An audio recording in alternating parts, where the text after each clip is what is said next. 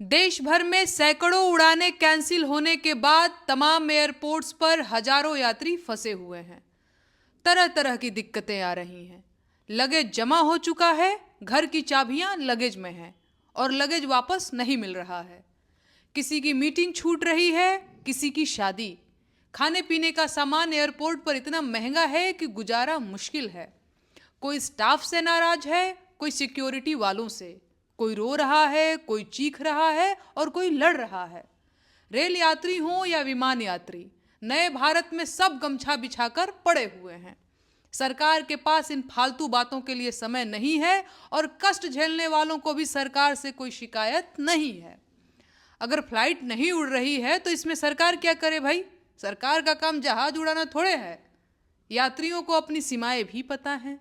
सरकार से सवाल पूछने वालों का हश्र उन्होंने देखा है। वो जानते हैं कि उन्हें सरकार से सवाल पूछने की कीमत चुकानी पड़ेगी और ये कीमत 2-4 दिन एयरपोर्ट पर पड़े रहने या शादी छूटने या मीटिंग में न पहुंच पाने या दवा के बिना और ज़्यादा बीमार हो जाने से भी कहीं ज़्यादा हो सकती है। कुल मिलाकर वो जानते हैं कि चुप रहने में ही भलाई है। बाकी आपदा में अवसर का पाठ सब पढ़ ही चुके हैं, तो जिन विमानों से यात्रा संभव है उनके टिकट्स बेशर्मी की हद तक महंगे हो चुके हैं। ऐसे में कहा जा सकता है कि ट्रेनों में लटकने वालों पर तरस खाने वालों की हालत भी तरस खाने लायक हो चुकी है।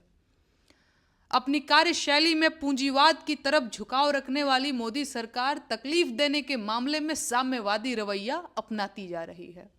पहले रेल यात्री परेशान होते थे, अब विमान यात्री भी कष्ट झेल रहे हैं।